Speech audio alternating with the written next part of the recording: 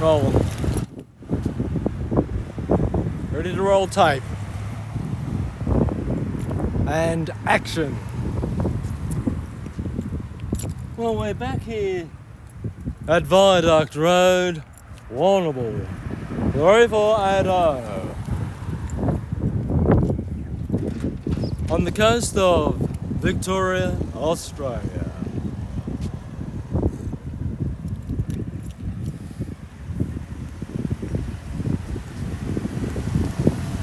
Many cars have been rolling past.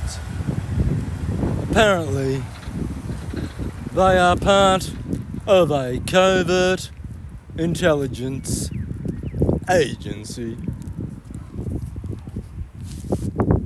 Whoops. I'll roll that again. What's that? Oh, we'll just have a look. No, that's good to go.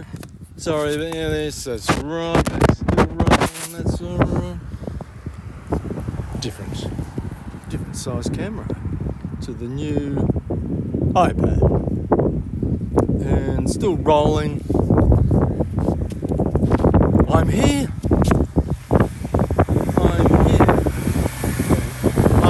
Henry D. Bamble. My middle name is Danger.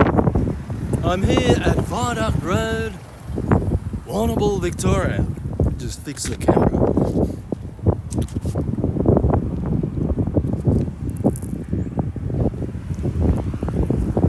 It's a sunny day, light cloud cover, and apparently there are many cars cruising past who are part of a covert intelligence agency. Not that I would know, I just listen to the whispering wind. Sort of, it's written on the wind, that sort of stuff. Can't order veritable, equitable, responsible terms, or something like that. I have been here since yesterday was Boxing Day. I got up at 1:30 in the morning. I went for a walk in the morning at approximately 7 a.m. on Boxing Day 2025. I walked approximately 7 kilometres, and when I returned home later that evening, I began to feel extremely ill. It was a mystery to me, as I had not eaten anything strange and usually do not suffer from food poisoning because I am extremely careful about my diet and what I eat, and keeping it cold and all of those special hygiene tactics.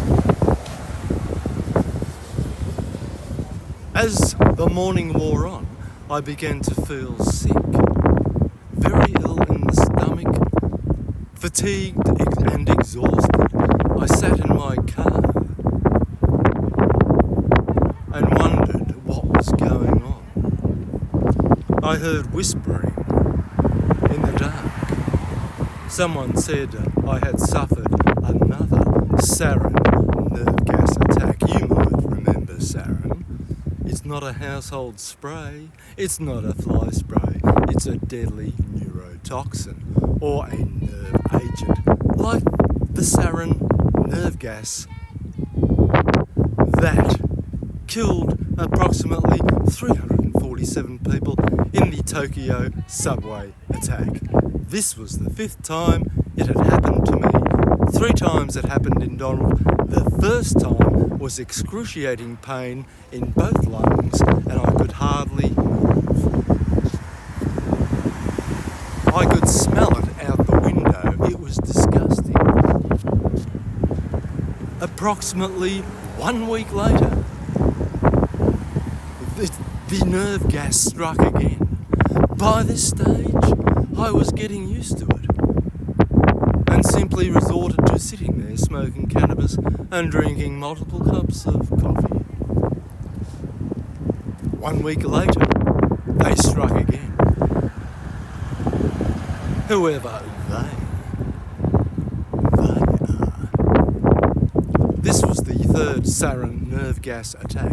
Not that I'd know what sarin nerve gas smells like. I did look it up on the internet. I did have excruciating pains in the lungs though. The third time it happened, I got very bored and went to bed and got a few hours sleep.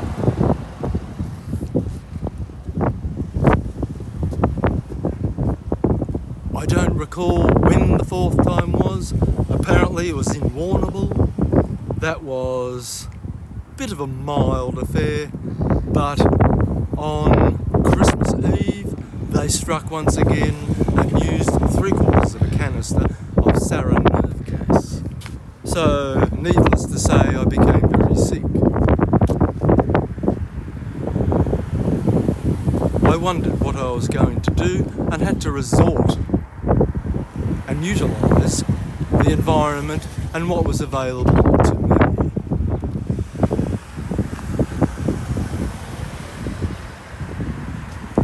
I resorted to using bush medicine, natural plant medicines that grow wild, some along the median strip in the middle of the road here at Viaduct Road, Warrnambool. And I also availed myself to some medicinal, I say, seaweed plants. I adopted such techniques as nibbling gently on kelp, eating baked beans in tomato sauce to soak up the toxins,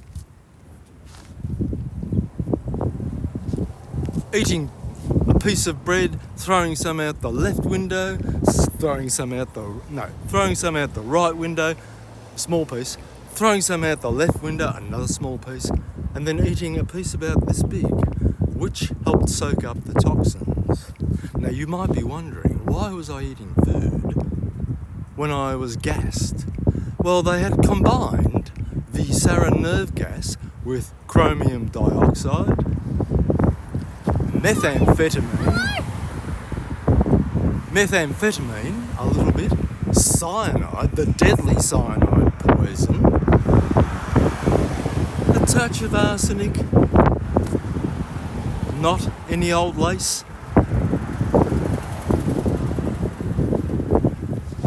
and vitamin B12. So all of those elements formed together to create a super neurotoxin.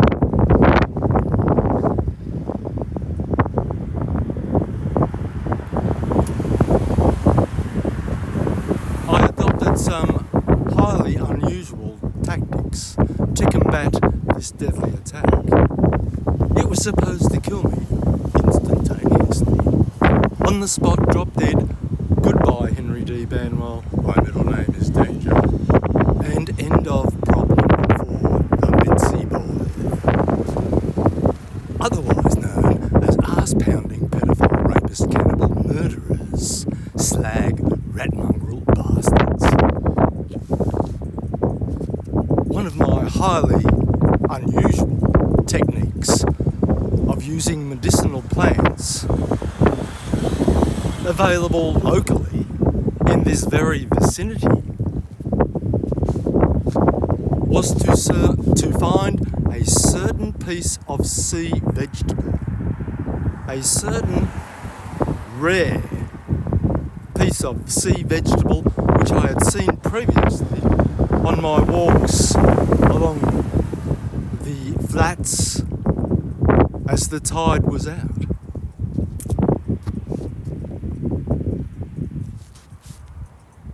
I am prone to receiving images in my mind, so I knew which sea vegetable to find.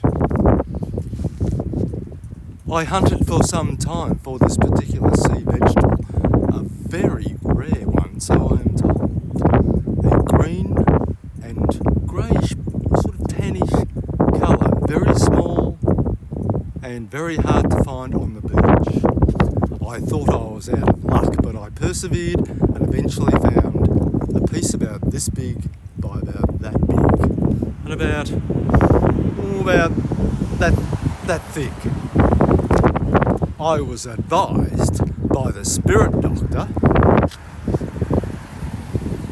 and apparently the Zen Buddhists from the Shinto temple in Japan. Thank you very much. Many thanks. Love your work, by the way. To only take one very, very small piece. And that would be enough, combined with all the other medicinal plant-based remedies available locally, to neutralise the toxins that lingered in my stomach and were causing me great distress. If I had not adopted these unique means, I possibly would have been throwing up for 18 to 36 hours, resulting in massive dehydration and perhaps vomiting blood and hence death.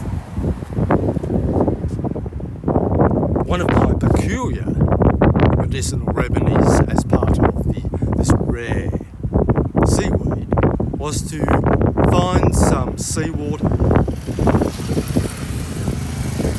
which I did. An image flashed into my mind, and it was of a rock I had seen previously on my walks along the rocky foreshore. Very large rocks, sort of a bluey, or not blue, but black. Not highly black, not dark black, not jet black, but sort of a tinge of grey, large rocks. And I knew I had to find, in the early morning, a small amount of seawater by a large rock facing the ocean in a small shallow pool. I took a container approximately 4 inches by 2 or 3 inches wide. It's an empty canister that I use just in case I need a canister, and it usually, or used to, contain my medicinal cannabis, which is prescribed by my doctor for my health. It's great as a medicinal compound. Pure cannabis. 26% THC, doesn't get you off your face mad insane. You're very calm, very relaxed, and it's very, very therapeutic. So I took approximately 1 inch of this particular seawater in the early morning, in the shade, brought it back to my makeshift campsite, and was instructed to simmer it, not even simmer, but on a very low heat, place that very small piece into cold water and slowly heat it up. And then, as I was cooking it, to swoosh it around 3 times to the right, a little bit more heat, then swoosh it around 3 times to the left, a little bit of heat, swoosh it around 3 times to the right, and then once finished, a little bit more heat, and then allowed to cool for exactly, or rough as you can get, 30 minutes or 1/2 hour. So the half-hour wait was so that the concoction could cool down, and I was instructed to take a very small sip, rest it on my tongue, and then to swallow it. There were quite a few other remedies that, when practiced one after the other, they culminated in a beneficial medicine to combat the deadly elements that had been introduced into my body by enemies. My enemies, the enemies of Australia and the enemies of the world.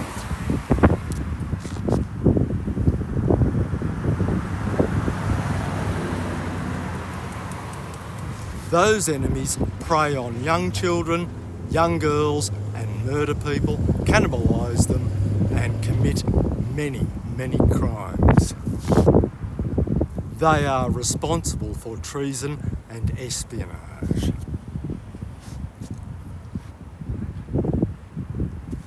One of the remedies I had to adopt was to chew a very small amount for a very small time with little concern for swallowing it.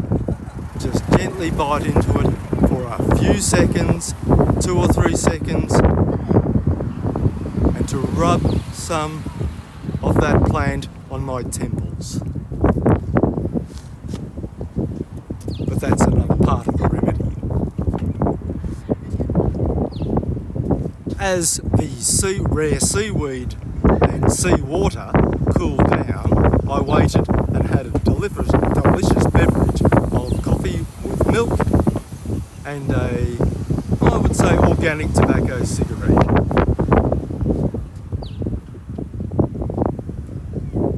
When the brew or concoction of seawater and rare sea vegetable or medicinal sea plant, whatever you want to call it, medicinal plants from the ocean, beautiful. I took a very small sip, rested it on my tongue, and then swallowed it. After a while, I had a drink of fresh spring water, bottled spring water, pure water.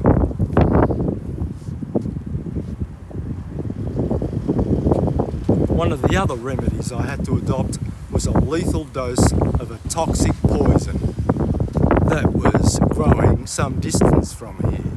I will not name that plant and I will not give the location. It is very rare and very unknown.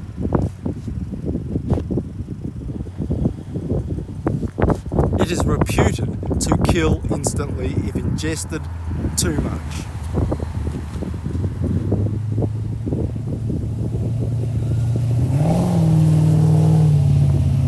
I also adopted eating baked beans and tomato sauce, which soaked up some of the toxins in my stomach.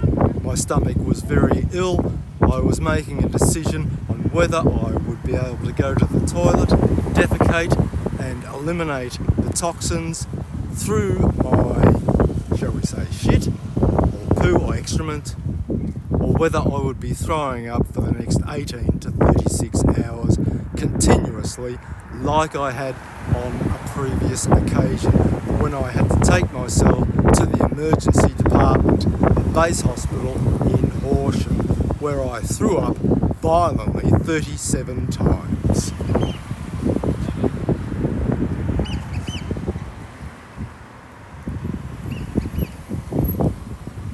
I can do it again. This remedy, the toxic poison, is not to be taken by anyone at all. So these 6 or 7, maybe 8 or 9 elements combined, coagulated together, and were enough to combat the lethal poison that I had ingested. The amount of sarin nerve gas, apparently, that was deposited in my car whilst I slept, was approximately 3/4 of a canister this wide by that long. The same as was used in the Tokyo subway attack, which killed 347 people instantaneously. I also went on a 7-kilometre walk along the beach, fresh air, sand, climbing up small hills, all that sort of thing, exercise to rid my body of some of the toxic compounds.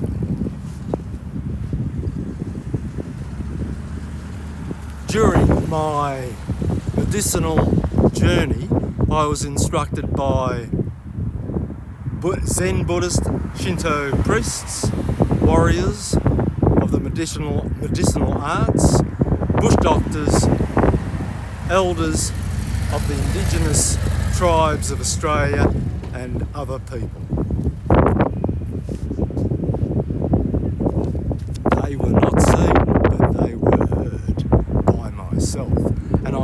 careful notice to follow their instructions as well as my own intuition and my own knowledge, and combine all those elements together.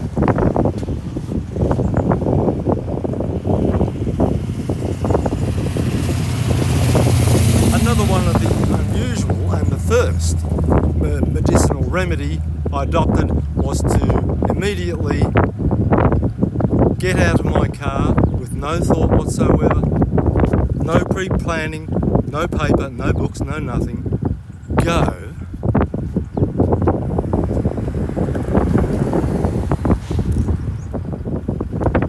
See the beautiful yellow daisies?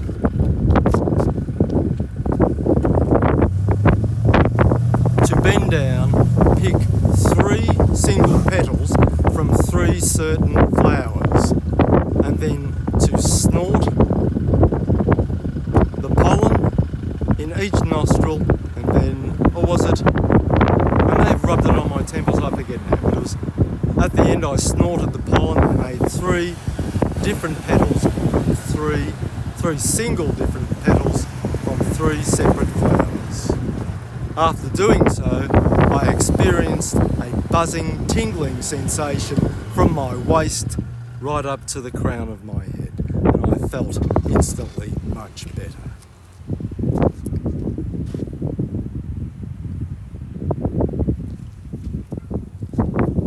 And this morning, after practicing rather a vociferous oratorical speech out in the car park, which allowed me to burn off some of the energy that was causing me distress. I was also very constipated and had to wait to go to the toilet for a very long time. I am now fit and healthy, hale and hearty, and I have been up since yesterday morning, 1:30 a.m. I live to this day. Thank you, God in heaven, and my friends who help me.